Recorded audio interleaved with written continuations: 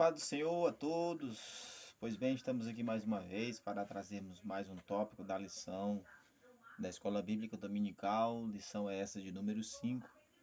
Lição essa que nós somos escalados, incumbidos com a responsabilidade de lecionar essa lição. Uma grande tarefa, um grande, uma grande responsabilidade, né? A lição número 5, que ela tem como tema: o casamento é para sempre. O texto áureo da lição se encontra em Mateus capítulo 19, do versículo 6, que diz: assim não são mais dois, mas uma só carne. Portanto, o que Deus juntou não separe o homem. E dentro do texto áureo nós vemos a vontade de Deus para o casamento, é que ele seja vitalício na continuidade do Sermão do Monte. Jesus condena o adultério. A leitura bíblica em classe se encontra em Mateus, capítulo 5, do versículo 27 ao versículo 32. E como aqueles que me acompanham no canal sabem que eu apenas trago o primeiro tópico de cada lição da Escola Bíblica Dominical, para que não venha ser muito enfadonho o tempo e isso não venha deixar com que o vídeo seja muito grande, muito longo. Ainda assim, com mais que a gente traga a leitura, sem comentar muito pouco, que a gente apenas traz aquilo que está na lição da escola bíblica, ainda assim o tempo passa muito rápido. Na introdução, nós vemos que no Sermão do Monte, em que Jesus evidencia a justiça e o caráter do discípulo acima da postura dos escribas e também dos fariseus, a preservação do casamento foi muito bem destacada. Ao evocar o sétimo mandamento, lá em Êxodo capítulo 20, versículo 14, não adulterarás, a intenção do nosso bom mestre Jesus é colocar o casamento no seu devido lugar, como foi designado pelo próprio Deus em Gênesis capítulo 2, versículo 24. Na continuidade do seu ensino, Jesus ele expressa que tudo começa no coração. Assim, cai por terra as teorias quanto ao divórcio, as evasivas criadas por aqueles que pensam em se separar de seu cônjuge, visto que os que realmente são dominados pelos valores ensinados por Cristo procuram em tudo a preservação da pureza da vida conjugal. Em Hebreus capítulo 3, versículo 4, diz que o matrimônio seja considerado imaculado e do verdadeiro lar cristão. Em Mateus do capítulo 5, do versículo 27 ao versículo 32, Jesus ele esclarece que não há espaço para uma moral dupla dentro do casamento, como deseja uma sociedade degenerada, contrariada, totalmente corrompida pela corruptibilidade do pecado e da carnalidade. Ponto 1, a condenação do adultério. Dentro deste ponto 1, a condenação do adultério, a gente tem 3 pontos, 3 subtópicos que a gente vai agora falar. O primeiro subtópico é o ponto 1, que tem como conceito, a conceituação da palavra adultério. Palavra essa que no grego temos o verbo moicheio, ou cometer adultério, ser adúltero, ter relação ilícita com a mulher de outro, da mulher, permitir adultério, ser devassa.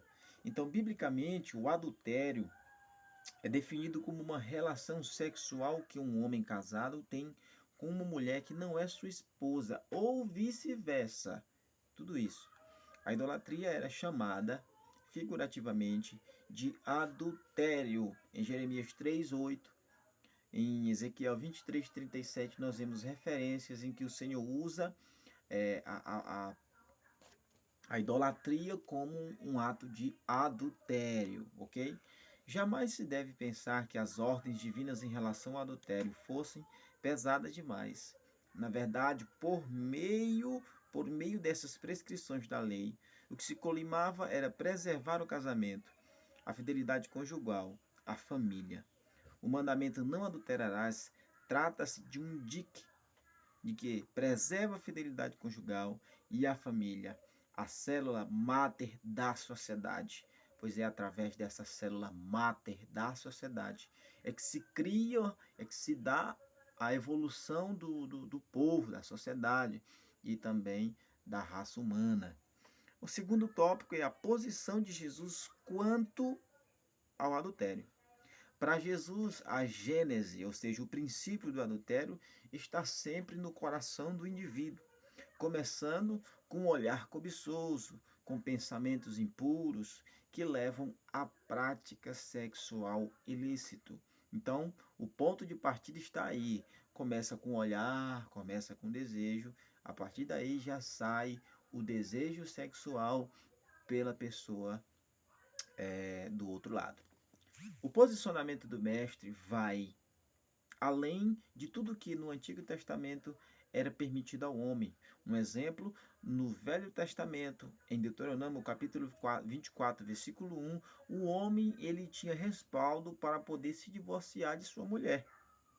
Cristo vai ao cerne da questão e fala de um coração profano, de um coração contaminado, capaz de olhar cobiçosamente para uma mulher e, sem motivo, conceder carta de divórcio a esta esposa.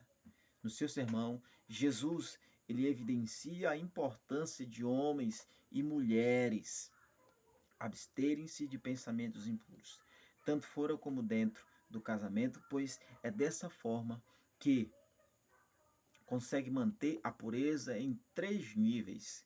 Quais é os 3 níveis em que vai se conseguir a pureza dentro do casamento? Primeiro, sexual. Segundo, moral. E terceira, social. Então nós precisamos entender e ter a consciência de que perante Deus, como bem expressou Cristo, uma intenção errada, ela é tão pecaminosa quanto um ato. É por isso que devemos sempre buscar pensamentos puros e também pensamentos bons, para que assim possamos ocupar a nossa mente e focar naquilo que é bom e agradável para Deus. E o terceiro subtópico, nós temos os males, as consequências do ato do adultério.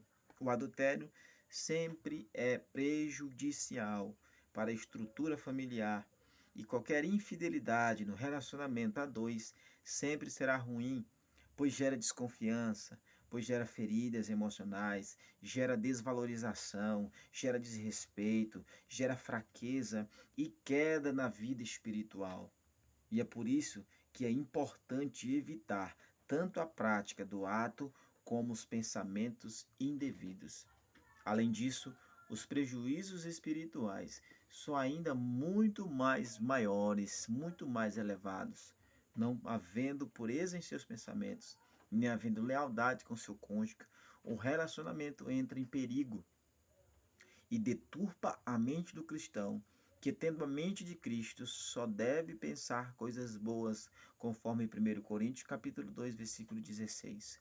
O adultério deve ser evitado a todo custo, pois suas consequências são devastadoras. Além de ser pecado, fere a santidade de Deus, conforme Provérbios capítulo 5, versículo 3 ao 8. O Senhor Jesus condena claramente a prática do adultério. Possamos, pois, estar ocupando a nossa mente com as coisas de Deus, para que assim possamos evitar a prática do adultério, pois o Senhor asseverou e dificultou mais para nós, pois a palavra do Senhor nos fala e nos relata que aquele que pensar e intentar em seu coração, este já adulterou. Então, que nós possamos estar buscando, sim, ocupar a nossa mente, procurar estar fazendo aquilo que é bom e também respeitando as áreas, os limites que temos que respeitar dentro do casamento, dentro da área familiar, porque a sociedade está corrompida, a sociedade está corrupta, a sociedade está inserindo falsos ensinamentos, e ensinamentos são esses que o casamento hoje não tem mais necessidade de pureza, que pode ter relação com qualquer um, que você está livre para fazer a sua escolha, que se você não está se sentindo bem, você está à vontade para poder pedir divórcio, porém, Deus condena estas práticas. Que Deus te abençoe em nome de Jesus. Desde já te peço, curta, compartilhe, deixe seu like em nome de Jesus.